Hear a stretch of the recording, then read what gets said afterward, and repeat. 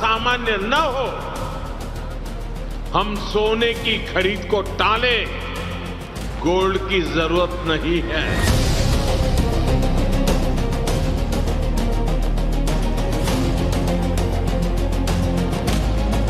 चाहे इसमें कई घंटे लग जाए, कई दिन लग जाए, कोई फर्क नहीं पड़ता है, लेकिन एक बार सोच समझकर ही मोदी फैसला करते हैं। पीएम मोदी कोई अपील या फैसला करने से पहले उसका कंप्लीट होमवर्क भी करते हैं, और जब पीएम को भरोसा हो जाता है कि उनके उस फैसले या अपील से देश का भला होगा, देश के 140 करोड़ जनता का फायदा होगा, तो उसके बाद ही वो उस फैसले पर मुहर लगाते हैं। 11 मई से ही देश की ज्वेलरी इंडस्ट्री में भूचाल आया हुआ है।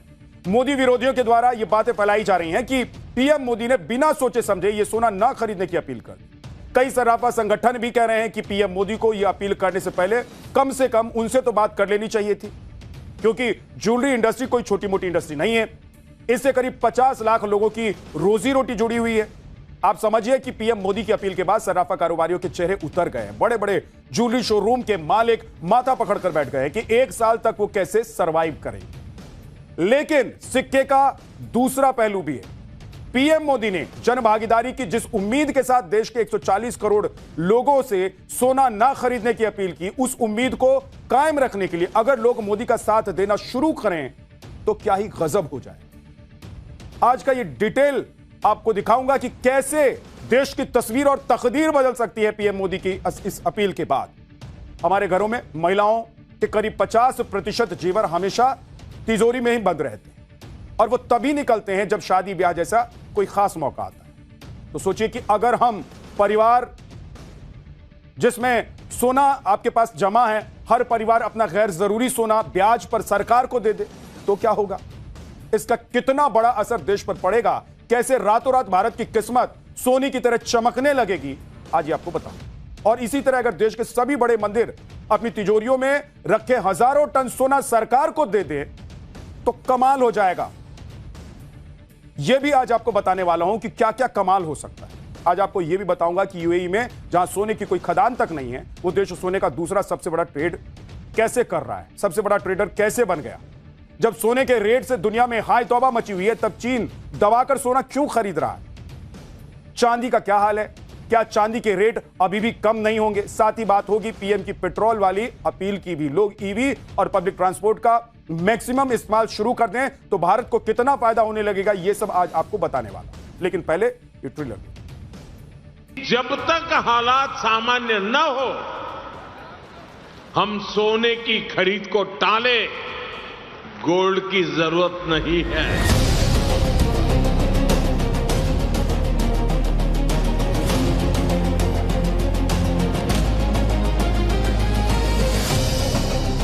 जहां संभव हो पेट्रोल डीजल का उपयोग कम करें।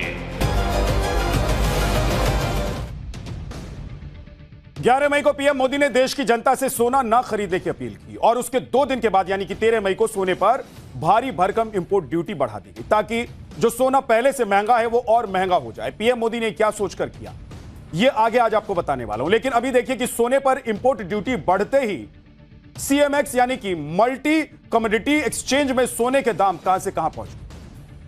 मोदी सरकार ने सोने और चांदी पर इंपोर्ट टैरिफ 6% से बढ़ाकर 15% कर दिया, जिसके बाद सोना चांदी की कीमत और ज्यादा बढ़ गई। मतलब जो सोना 1,50,000 से 1,55,000 के बीच में ट्रेड कर रहा था, उसके भाव तुरंत 1,60,000 प्रति 10 ग्राम पहुंच गए।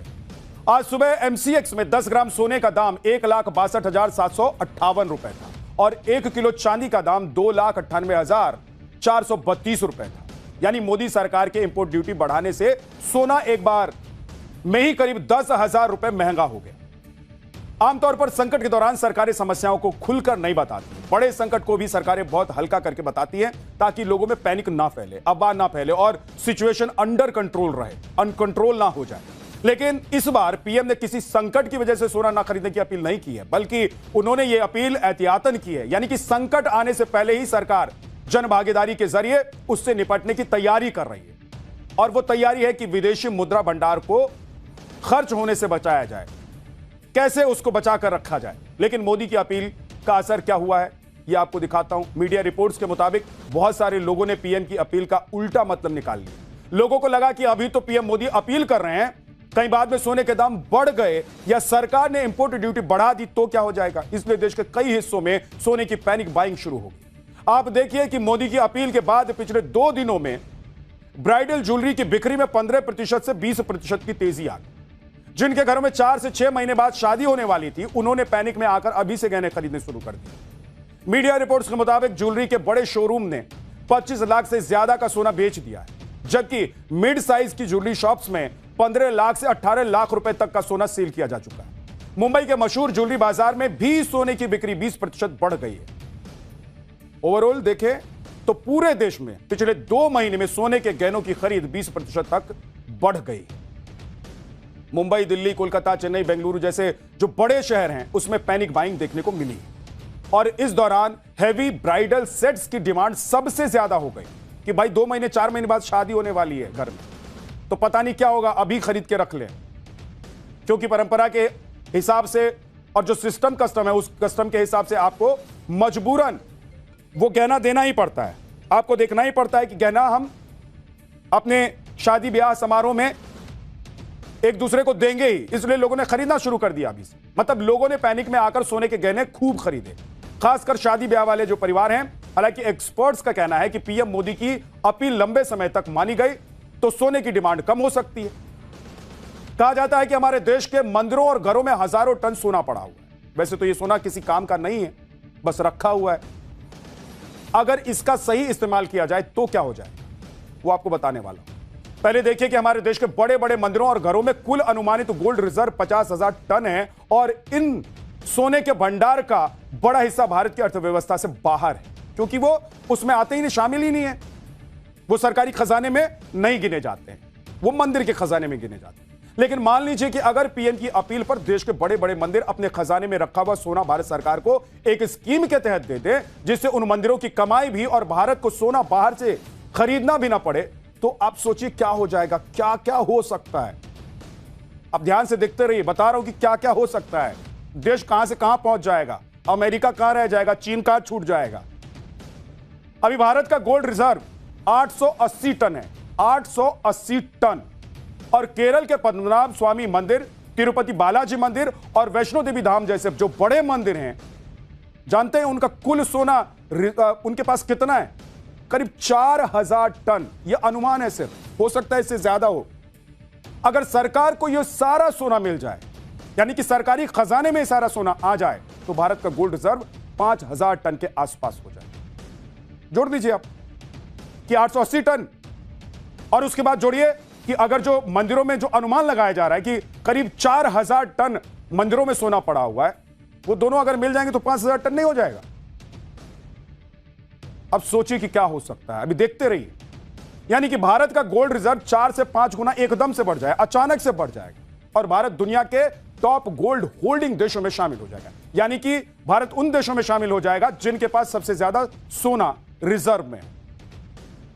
अभी अमेरिका के पास सबसे ज्यादा गोल्ड रिजर्व है, 8000 टन से ज्यादा। इसके अलावा देखिए कि क्या फायदा होगा। भारत हर साल 700 से 800 टन सोना इंपोर्ट करता है, लेकिन मंदिरों से सोना मिलने के बाद भारत को कम से कम 4 से 5 साल के लिए सोना इंपोर्ट करने की जरूरत ही नहीं पड़ेगी, क्योंकि रिजर्व इतना होगा। तो बाहर से सोना क्यों खरीदेंगे, और बाहर से सोना नहीं खरीदेंगे तो डॉलर भी नहीं देना होगा। अब इसका इंपैक्ट क्या क्या होगा यह भी आज आपको बताने वाला हूं। लेकिन भारतीय रुपया भी 3 से 8% तक मजबूत हो जाएगा, क्योंकि गोल्ड का रिजर्व बढ़ेगा। इसकी एक अहम भूमिका होती है रुपया के कमजोर और मजबूत होने में। तो अनुमान लगाया जा रहा है कि 3 से 8% तक रुपया, हमारी करेंसी जो है, वो मजबूत हो सकता है। अगर मंदिरों ने साथ दिया तो भारत को 4 से 5 सालों में 300 से 400 बिलियन डॉलर की बचत हो सकती है, और शायद यही पीएम मोदी का गोल भी है। अब आप समझ रहे हैं कि पीएम मोदी ने जो अपील की है वो क्यों की है।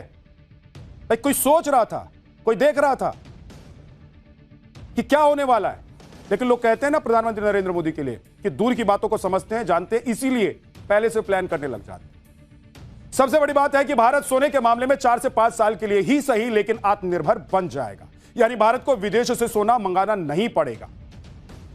लेकिन देश के बड़े बड़े मंदिरों के ट्रस्ट सरकार को सोना दे देंगे। यह होना इसलिए बड़ा मुश्किल है क्योंकि भारत आस्था का देश है। मंदिर के कण कण से लोग आस्था रखते हैं। तो सोचिए, अगर मंदिरों से मिले सोने को सरकार पिघलाकर अपने काम में लेना शुरू करेगी तो लोग चुप नहीं रहेंगे और इसका भारी विरोध हो सकता है।